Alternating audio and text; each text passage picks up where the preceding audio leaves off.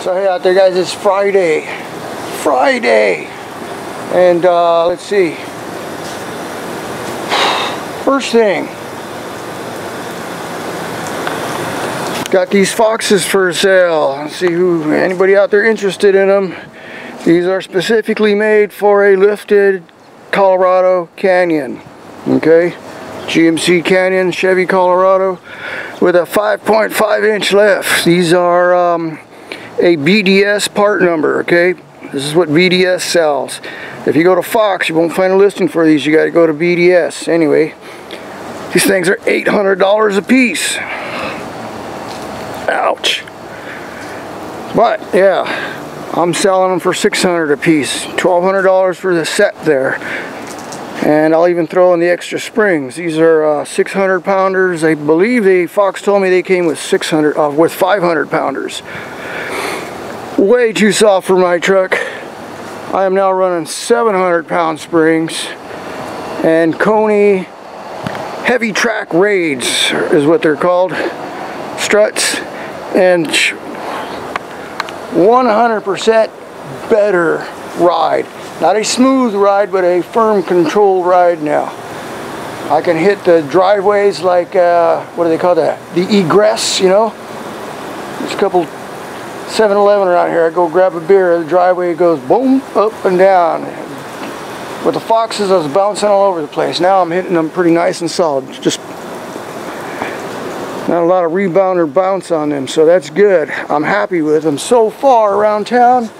I do feel a little bumps in the road, but these are like performance setup here. If you want a smooth ride, go with a softer spring to begin with, okay? He's got a heavier spring to hit bigger bumps. You don't want to bottom out. It's the whole thing. You're fighting against that those bumps, yeah. So I want to go test them out somewhere, but it's like way too hot to go out to any kind of desert run. But I did want to check out a trail, so I'm thinking of heading up to the San Bernardino National Forest tomorrow morning. I'm not sure right now.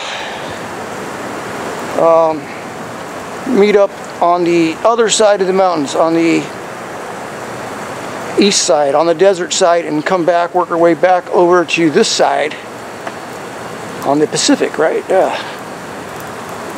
I know some trails back there. I've done most of the trails, but I haven't done the whole thing in a couple years, not since I rolled the Bronco back there. But it's not that bad of a trail, but I rolled over. It was just a freak accident. I mean, I've done that trail 100 times, and that day got sucker punched, right? But yeah, and this is not rock crawling or nothing like that. It might be some rutted out trails, some hills, not steep hills, but hills. I'm not going out there to beat up my truck, so I'd like to do a little pre-run, and then maybe put together another meetup trail run, something where I could be, I'd feel safe bringing other people along with me. That's all. What else? I think that's about it. You know, there's a few things I've been learning here. First of all, these Coney struts, I've heard of Koni back in the 70s, right? My brother-in-law used to work for a foreign auto parts distributor. At the time, there were foreign auto parts stores. There was American Auto Parts, and then there was foreign auto parts. So he worked for a company called Bat Geon. They carried a lot of Koni, and that's the only time I've ever heard of the name Koni, you know, when it comes to automotive shock absorbers. The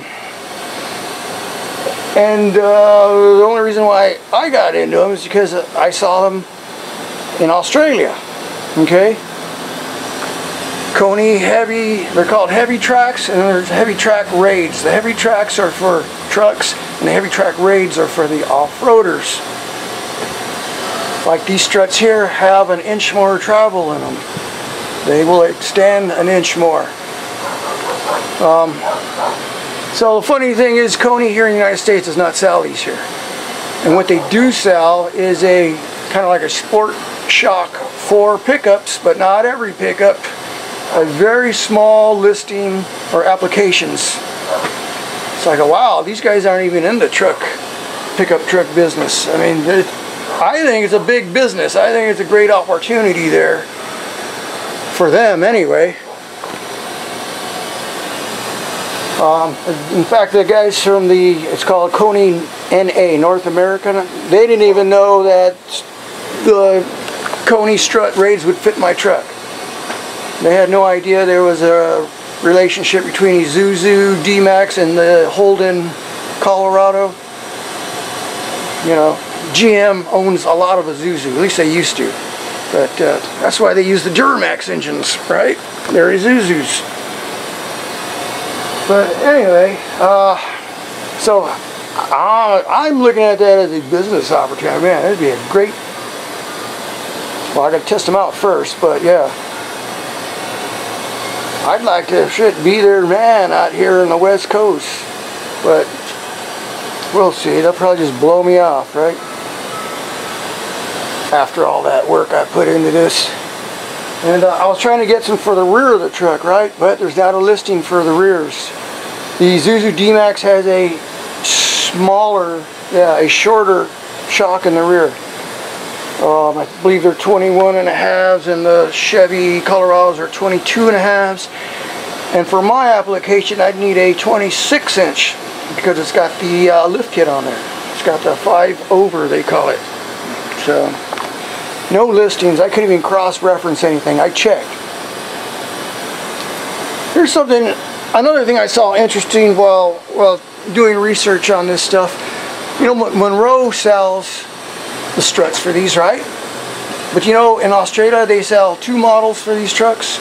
They sell a long travel, and they sell the standard model and the long travel. The long travel has an inch more travel in them, specifically made for lifted Colorados and Isuzu D-Max. Not offered here in the States. I go, wow, why is that? So anyway, that's what's going on. I'm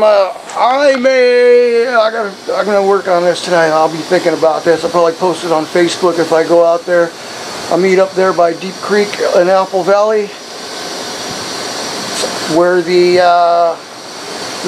Deep Creek comes out into the desert there at the spillway, and then head on up off into the mountains and probably end up out on White Mountain. Haven't done that in a while. Last time we tried that, it was in the snow and it was just too icy. We got about a quarter of the way up and we were just spinning our wheels. And there was about 2 feet of snow, so that's what's going on. That's about it. Got to get rid of them. Got to get rid of them. Yeah, that's only one. I got both of them. Everything's there. Everything works. They even got 600-pound springs. Taping out here.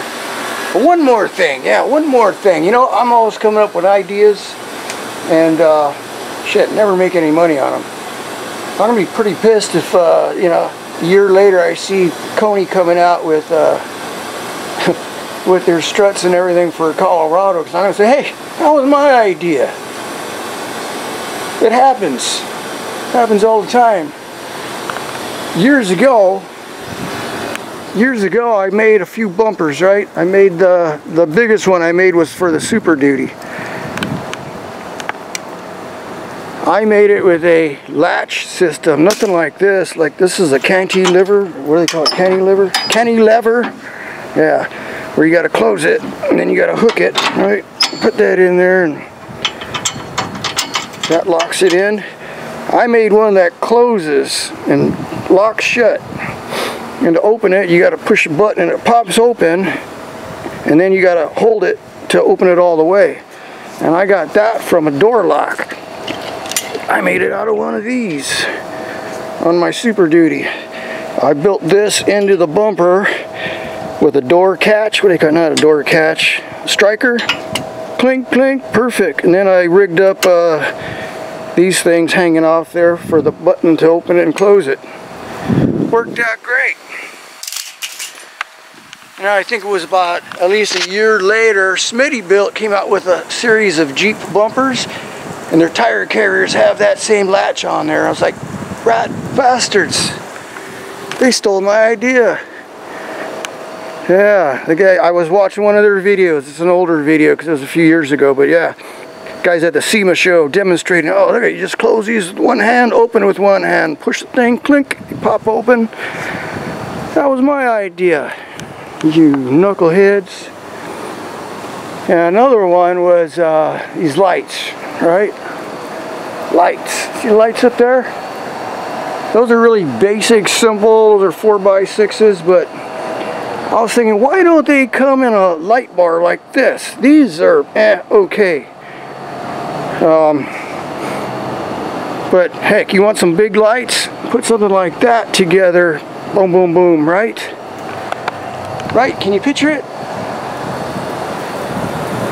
Yeah, so I was mucking around with that some years back, and this is, you know, what do I know? I just got some basic tools, I got stuff lying around. I go, hey, let's put a bunch of lights together and see how that works out, right? So I was thinking something like that. Now that would be a light bar, right? I mean, this is just a prototype, it's just rough. I go, man, if you could put one housing, a plastic housing with 1, 2, 3, 4, 5, 6 big ass lights on there. I was thinking like some 75 watt HIDs, 1, 2, 3. It's a lot of power, but that's a lot of light. Yeah, that's about as far as I got on that. I even put a little motor on here for an actuator to fold them up and down, right? Up, down. I was looking for a way to make one big housing so they would mount on the housing, but for this, I just, okay, let's just bar them together. But you know what? I suggested this idea to KC, you know, KC lights. And sure enough, what do they come out with? They got those round lights that come in all hooked up together. Rat bastards. Did I get any credit for that? Not a freaking nickel. Not a nickel. Yeah, they got the round lights. I forget what they're called. But you can buy them all one big bar.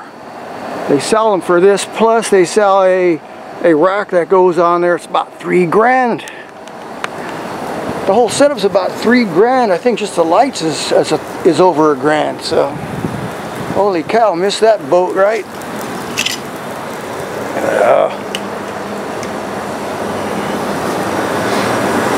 Oh well, we'll try something else, right?